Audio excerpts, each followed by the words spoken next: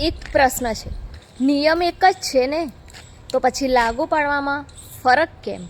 ઉજ્જવલા યોજના હેઠળ મળેલા ગેસ સિલિન્ડરના સ્થળાંતર મુદ્દે ઘણા લાભાર્થીઓ ગેરસમજ છે. કેટલાક કિસ્સામાં ડિપોઝિટ ભરનારનું ટ્રાન્સફર સરળતાથી થાય છે, જ્યારે મફત લાભાર્થીઓને પ્રક્રિયા વિશે સ્પષ્ટ માહિતી મળતી જ નથી. આ ગૂંચવણના કારણે ગરીબ પરિવારોને મુશ્કેલી અનુભવવી પડે છે. હું કોઈની પર આક્ષેપ નથી કરતી, પરંતુ નિયમોની સ્પષ્ટતા અને એકરૂપ અમલ ખૂબ જરૂરી છે. સરકારની યોજનાઓનો હેતુ દરેક જરૂરિયાતમંદ સુધી સહાય પહોંચાડવાનો છે. આથી સંબંધિત વિભાગો સુધી આ મુદ્દો પહોંચે અને યોગ્ય માર્ગદર્શન મળે, એ જ મારી નમ્ર રજૂઆત છે.